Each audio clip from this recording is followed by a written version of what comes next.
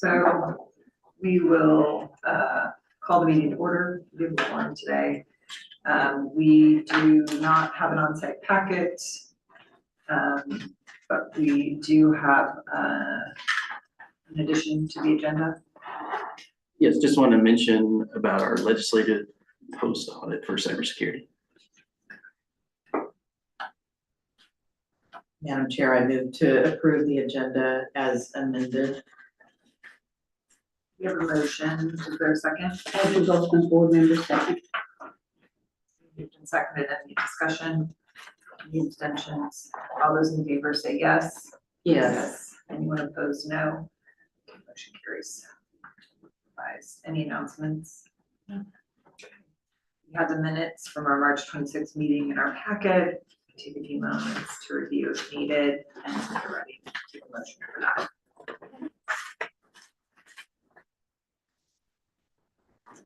Madam Chair, I move to approve the minutes from the March 26, 2025 Finance Committee as written. Brenda Sharp. Andrew Goldsmith, board member, second. Moved and seconded. Any discussion? Any abstentions? All those in favor say yes. Yes. Opposed, no. Okay, so we'll move to unfinished business. Okay, on page 5 in your handout, you've got the monthly report. Although I just this morning got the May one, so I have a little bit, I didn't print it for you, but anyway, I can just kind of give you an overview. Right now, the cash balance amount is up. It's like 5.7 million. But I want to again stress that doesn't always end up to be our fee fund balance, because there's, at the end of the year, there's a lot of things that still have to come out. So it may look really great right now, but that won't be what our fee fund looks like by the end of the year, probably. And as far as revenue, it looks like we're gonna be down probably around $200,000 if, again, we still have June to get through, but depending on how much our licensing revenue is, because that's the biggest amount. But we're still getting, I think, a fair amount of apps, but we may be over the hump as far as getting our May graduate apps. You know, when we get a lot of revenue coming in. And then expenditures for fiscal year 25 so far are down from what we projected, which is good. The biggest reason being the open positions that we had, so the salary and wages. But I will tell you, next year, we're trying to fill probably most of those empty positions. So salaries and wages will look a little bit different next year, plus the pay raise that went through for the employees, which is great, but that'll increase it probably around 68,000. So expenditures may be up a little bit more from what we projected, but that's kind of what it looks like right now. I don't know if you have questions or anything like that. Well, my comment would be, I'm very glad that the raise came through for retention and getting new people on board. It has been very difficult for me, That's good. and it's much deserved, much deserved. I agree. I think staff have been very happy to hear that news.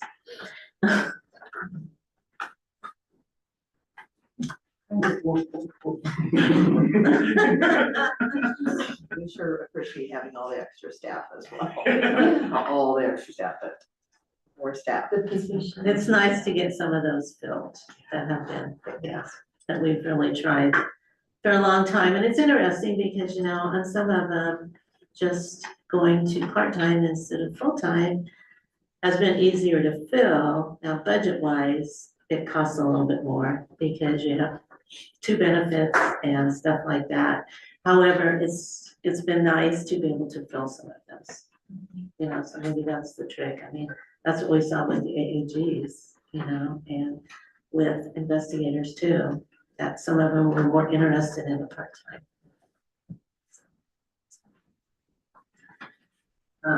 Okay, so, next is licensure fee increase proposal, and just to mention that we will have some discussion here, but then this is also an agenda and it would be an item for the full board to.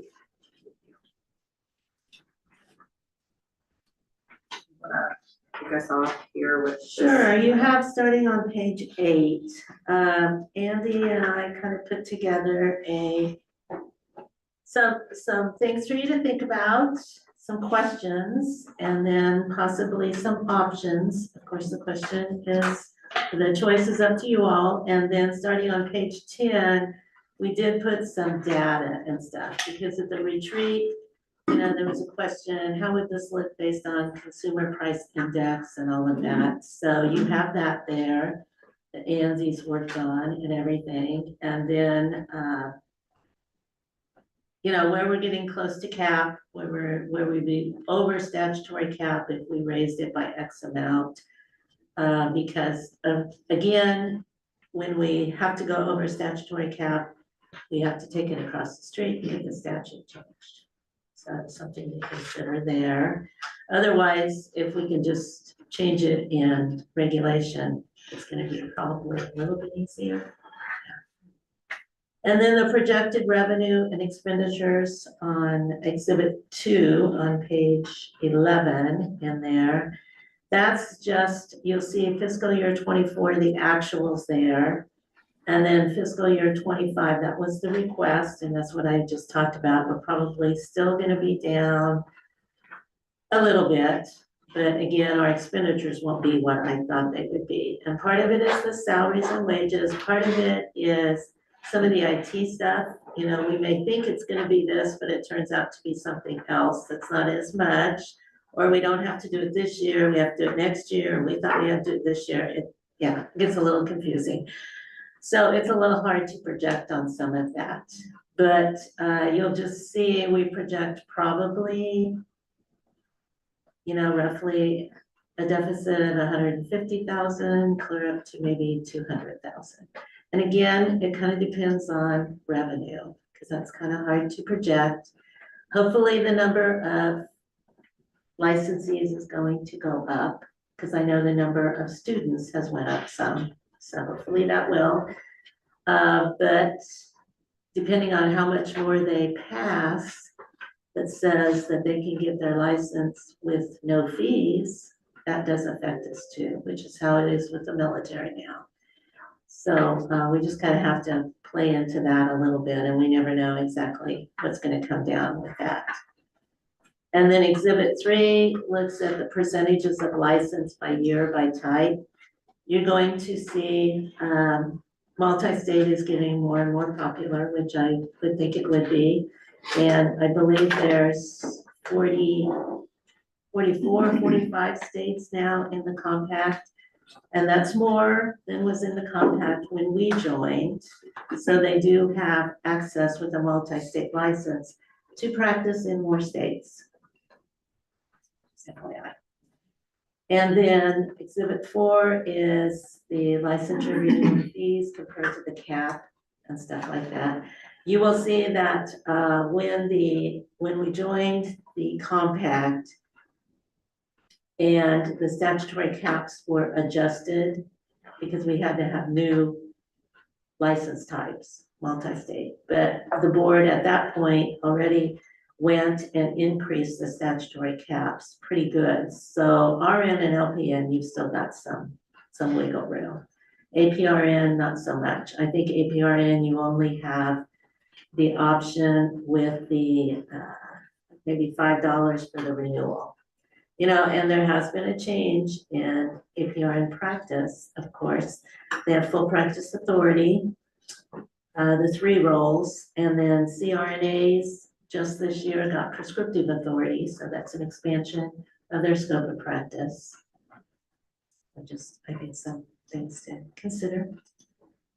Carol, do we know how we compare to some of the states around us, like Missouri, in terms of their licensure fees? Don't compare us to Missouri, no. Missouri is less, but they've got probably double number of licensees that we do. And that's gonna impact. Now, the other ones, Oklahoma, Nebraska, Colorado, were more comparable. But yeah, we hear about Missouri a lot, but they do, they have double the number of licensees. And if we had more licensees, of course, we wouldn't have to charge as much. We don't know where they're at in looking at their fees either. That could change. Yeah, I don't know. But, you know, given that, looking at the demographics, equitable to us, and you know, how we go with. If you look at nationwide, we're probably somewhat in the middle. Before we raised fees, when we joined the compact, we were very close to being like the third from the bottom, okay? And then, well, right now, we're just about in the half. You know, there's some that are more expensive than us. Well, the nice thing about salaries for our nurses is they have gotten better.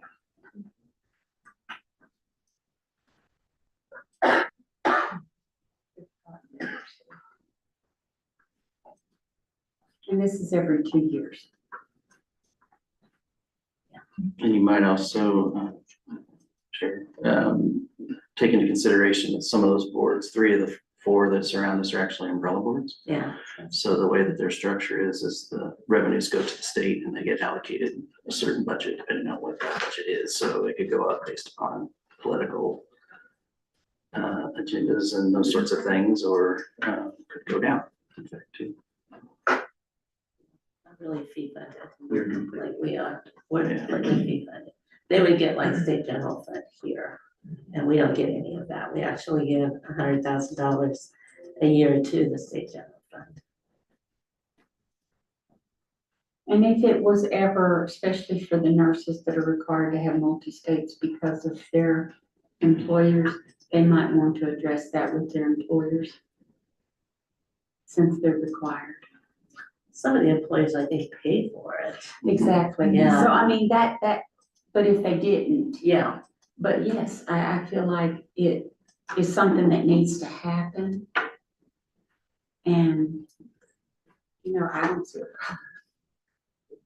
So what are the next steps in this process? Do we need a motion, or is this just to review and take to the full board? What's next? It's just informative. I think, I thought it was More discussion. probably more informative, but it's up to you all, and then it would be the board that would probably decide the final decision, and, you know, the options that we kind of laid out there is status quo. You could just watch it for a little while longer, because again, our expenditures won't be as much in fiscal year 25, so that's good. I don't think our revenue is gonna be a whole lot, but, or, you know, you could increase the multi-state fees. You know, you've got wiggle room there if you went up, I don't know, $50, $75, something like that. I mean, it sounds like maybe a lot of an increase, but again, realize they can use that license in 44 states. Now, if they relocate, yeah, they've got to get the license in their home state, their state of residence then, but they do have some, and we do see people doing that. Or you could just go with, look at renewals only. You could increase the APRN renewals. You only have $5, but, you know, nothing's been done with the APRN fees for a while. And they're also, as you told me before, they're covering their RN along with Yes, they that, have so to they're have an RN actually license. paying 2 fees. Yes, they are, yeah. And they have to have an RN license. Now, they don't have to get it from Kansas if they have a multi-state license from another state. We accept that. Okay, but they are covering. Yeah, they have to have an RN license. They have to have an active RN license, yeah.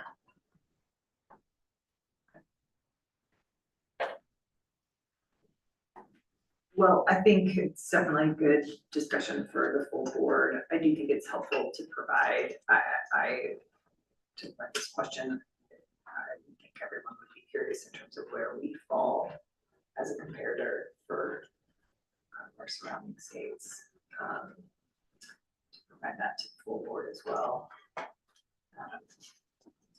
You can see in general what everyone, what people are looking forward to.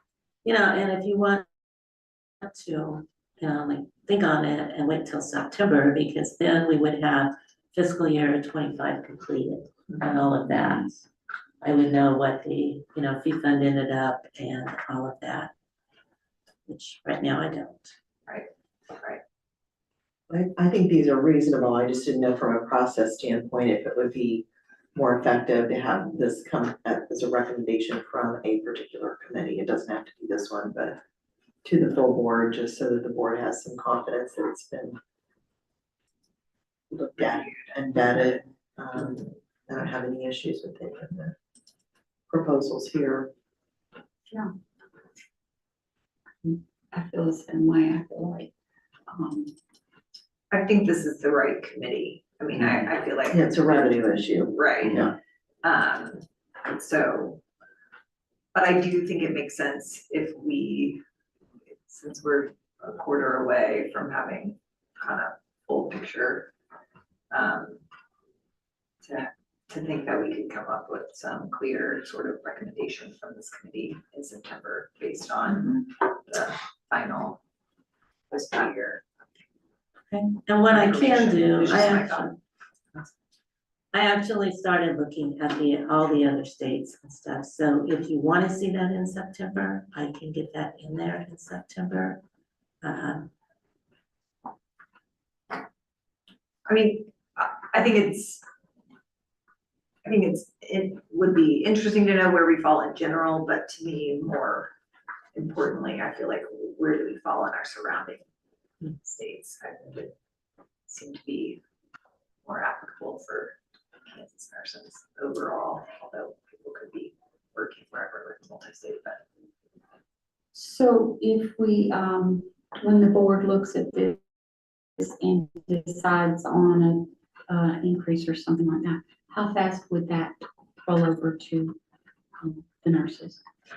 Well, if you're talking about regulation changes, we'd have to go through the state process, the approval process, which I say on the average, I would figure around 9 months. If you're really lucky, you can get it in 6 months, but it has to fly through a lot of people. We That would just, just be what the we're way it asking, is that going to, yeah, that's what. So it would be almost another fiscal year. But if we we're under don't, the cap, then we wouldn't have to do that. You have to right? do regulation Oh, changes. that's, yes. so, If you want to change the statutory cap, that would have to go to the legislature, so that would Okay. be in like January. but still, for any changes, we're going to be looking at 9 months or better. Probably. Okay. And just to clarify, these are currently, this proposal is within the regulatory cap. Yeah, there's one, exhibit on here.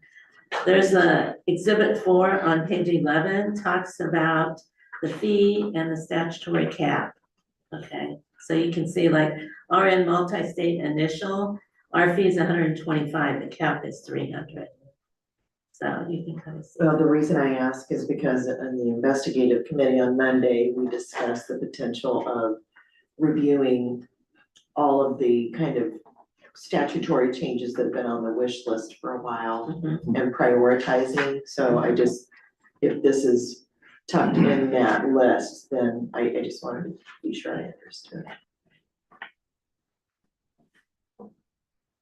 But I think it looks like for the options, we have options that would be available and beneficial while staying under the cap without making a statutory change or request to change for this, for fees. You have wiggle room in the LPN and RN. Okay. So as far as discussion for full board, just in general, information that everyone has access to, where we sit in terms of waiting for the end of the fiscal year information, and then I guess if there's questions or discussion, but knowing that hopefully our intent would be that there would be kind of a recommendation to come in September and then a vote. And then, yeah, if they want any additional information, you know, like the surrounding states and all the states actually, we'll pull that together. Okay. Anything else? Just, and letting them know that even when the decision's made, it's going to be. Yeah, it's not gonna happen immediately. It's gonna be Yeah. a little while. So but I think knowing that, like, we're projecting out when it happened, like, where do we need to be? Like, essentially a year from when when we decide what needs to happen, Mhm. sort of recognizing we'll be maybe that much further behind. Probably Potentially. in 27. Yeah, it would It would be, be if you 27. make the decision in September, and we make the regulation changes and start it through, you should have them definitely in place for fiscal year 27.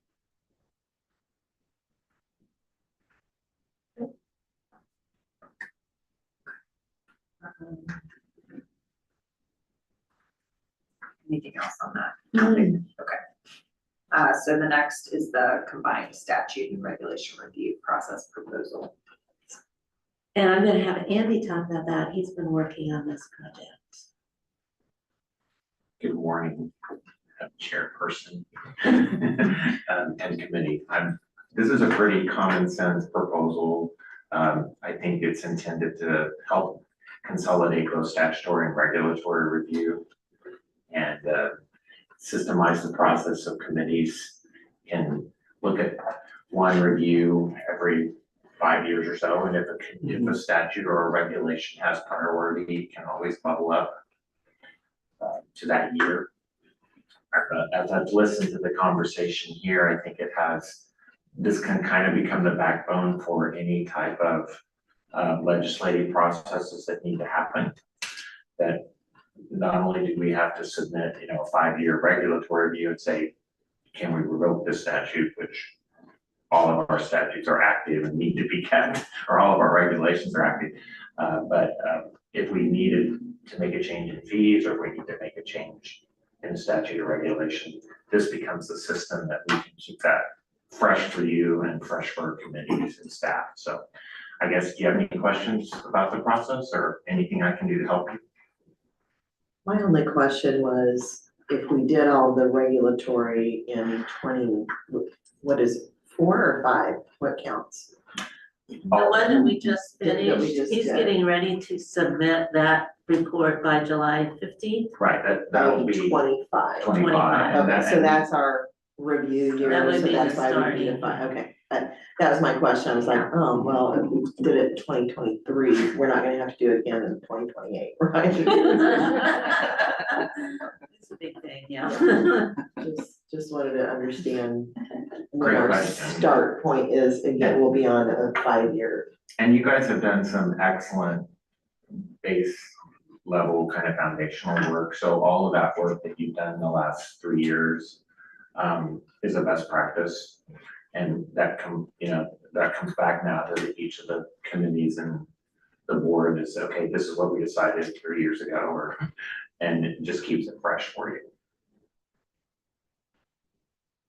You guys, I've talked to the legislative staff and no other agency has done the level of work you guys have done. So I'm so proud to be a part of Kansas State Learners. You guys are good, we're doing good things. Good to hear. Okay, any questions? Thank you. Thank you, Carol. Thank you. So new business, can I turn this to you, Adrian, in terms of software licensing database, these and the Few things. legislative post? Okay, thank you, Madam Chair, members of the committee. Basically, you're gonna hear just a little bit in the full board meeting of where we're at with our licensure project, licensure and investigative and discipline project, I should say. It's basically been a 2-phase project. First phase is basically to kind of scale up the infrastructure, do some work underneath for some reporting and those sorts of things. And I'm proud to say that part is complete and everything's running well. We are well into phase 2 with the investigative and discipline project, with a system that's called Evoke. Linda and her team, as well as the AAGs, have been doing a lot of work. We actually had the software vendors on site a couple weeks ago, doing some work to build the interfaces and those sorts of things. So that's going real well. I think we're about 2/3 of the way complete with that project. Tentatively looking somewhere in the fall time to potentially go live with that, pending any unforeseen issues. We also have kind of it's not really a micro project, but it's a side project with it too, to upgrade the interface, because you've heard some complaints of people that, you know, the current system that we have basically was designed in the early 2000s or mid 2000s, I should say, before basically the iPhone was even a thing. So, you know, getting the fresh interfaces up to date is important. So we are well underway with that. But with that being said, the inside of our office, we use a system called My License Office. And that is essentially the licensing database as we know it. And those systems communicate with it. That system is going end of life. We just got the notice a few weeks ago that as of June 30th, 2027, we need to be on the new licensure system, which Evoke for us right now means the investigative and discipline, but it actually is a licensure or a licensure and investigative system framework. So it's not just for investigative and discipline, it's actually the framework itself, which would essentially replace My License Office. And as we start thinking about finances and those sorts of things, we're going to be moving from a self-hosted environment to a cloud environment. So there are different costs associated with it. We were very fortunate enough to get about $225,000 of the Spark, which is the ARPA funds, to help us with the first part of the project. Those funds have now ran out. I don't foresee those coming up again anymore. So more than likely, this is going to be something we're going to have to figure out how to fund ourselves. I don't want to speculate what that cost would be. I have some thoughts in my head, but I don't really want to say it in an open meeting so that any negotiations could be done. We will have to go through procurement, OITS, IT security. All of these things are going to have to be approved prior to even getting to the point of talking about how we're even going to fund this thing. So it seems like we have a little while, but we really don't. The other thing to consider is that there's also going to be their other customers are going to be doing the same thing at the same time. The one potential wrinkle is the state does have their own licensing system that they use now that agencies are coming on. I don't foresee them probably wanting us to jump in line at this moment because there is such a backlog of other agencies. So, you know, we have a great relationship with System Automation. They know us, we know them, we can call them, that sort of thing. So we're not displeased. You know, it's not a Corvette, it's, you know, it's like the SUV. It does everything for us, but we don't need to be riding in style kind of thing. So we're very much wanting to continue to go this way. The alternative is we get told we have to go a different way, which means everything that we have done will need to be redone over again. So really don't want to go there because it's been a lot of work and the teams have put a lot of time into it. The entire staff have done a lot of work. So I guess the recommendation that we're going to need from this committee is whether or not we can go forward and try to get this done. The alternative is it runs into life and we no longer have support.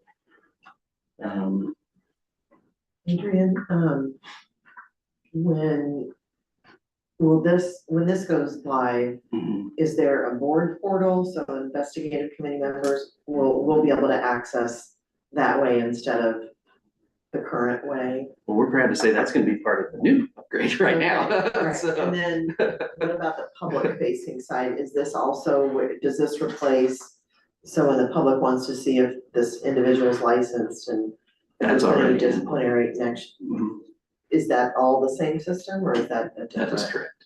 So everything is All in one. place. Yeah, it'll be easier from an IT perspective to kind of, right now, we're gonna have sort of two worlds that we're running in. You know, I would like to say that the cost of all our hosting and stuff internally would go down because we will have less, but realize that's virtual space and not footprint space. So unless we entirely vacate our entire data center, we're not gonna see much of a decrease there. But, as far as overhead and security and those sorts of things, it'll be a more modern interface. Everybody's been working on it, so we're looking to basically bring it up to the modern era. I'm in favor of moving forward now fully, even if we eventually are forced to move into the state system. Only because it gets us closer, cleaner, whatever. I mean, it would be terrible for staff to have to do that. I can't imagine they're gonna want our 70,000 licensees on top of their existing system, but maybe they will. But this first go round gets us almost caught up to modern age, and the longer we wait, the harder it's gonna be to move over. Yeah, and right now, we're doing a few things. There's some stuff that we want to do, like, there's a thing called the NCSB and ID, which comes from NCLEX and all of those sorts of things. We want to be able to use that for, some for our internal processes, but also so that we're not using social securities as much. And so we're trying to do a lot to minimize cybersecurity, which I guess sort of leads me into the next discussion. We have been selected for a legislative post-audit cybersecurity assessment. So from about July 7th through for 2 weeks after, whatever that last day is, we will be with auditors pretty much all the time, doing work and assessments based on our cybersecurity posture. So this being the newly formed risk management committee as well. If or when that becomes a final report, that would be something that is considered confidential, because it does have cybersecurity associated with it. I will say that we have spent hundreds and hundreds and hundreds of hours on this. Do I think something will be found? Well, sure. I mean, there's always gonna be something, but I hope that it's not major, just because we have really put a lot of time into this. So you've heard the auditor or the information security officers we've invited to different venues, including the System Automation conferences. They've spoke to the boards at the retreats, those sorts of things. So we have done anything but, take this unseriously. So I'm hopeful that they like what they see. And with that being said, I guess the last part would be the COOP, continuity of operations planning. I don't know, Andy, did you have something other than to review? We have one of the best COOP operations in the state, so we get great feedback every year. We had a nice little training last week for staff on active shooter, what was it, maintenance, or response, and great conversation on how we would manage that kind of risk and how that would interrupt our operations. But I think the key thing is I'm learning with Adrian and Carol how we can make sure that we have the backup staff that we need in our continuity of operations, and that's kind of the big gap that we have in 25. So that's my update. And the auditors will be looking at this as well. So thankfully, this is something we've done for a couple of years now. Andy being on board has helped us a great deal. We're expanding some of the thoughts that we can do with that plan. Planning for the unforeseen is sort of hard at times, because that's just what it is. But, I think we're doing a pretty good job comparatively. So be anxious to see what the auditors think of that as well. A lot of my work here is capturing any training we do. And Adrian did some great training at the last staff meeting on preparation for the cybersecurity audit and helping staff be aware of, okay, this is the way policy is changing and you need to pay attention to your desk, and helping us all keep that fresh in the top of our mind for those 2 weeks. So. And with this being the risk committee, I will say that everybody does a fantastic job. Like they check everything, we double check. It's not, and we never say, oh, it's a burden. No, we want to know. So that prevention's the best thing. And then of course, I think you sent us an email today. and it does impact the board members. So you are considered state entities for us, so you take your cybersecurity assessments as well. So thank you, everybody who's done that, because they will be looking at those as well. And reminder for all of us to do that if we haven't. if possible. It's not technically due until the end of the year, but if we could have it done sooner, that would be great. Just if I could say everybody's done before the auditors come in, that would be wonderful. Yeah, everybody's done here. Thank you very much. So, sorry, I just realized the clock. In order to just continue moving forward with what you're doing with licensing, do we just need a verbal say that's fine, or do we need a motion for anything? I think Okay, it's okay. And then when if or when, we're trying to get the project in hand done, and then we're gonna move into the finances and stuff like that. So we'll probably have a recommendation to bring, because it will be definitely outside of the scope of our authority to say yes or no. I'm sure of that. thank you. So agenda for September, I think we've had some items in terms of the licensing fee and update on the database, et cetera. So, okay. And maybe the audit too, if or when that happens. Yeah. We might need an executive session. For Yeah. that one. Okay, all right, thank you, adjourned. See you in a bit, Colton.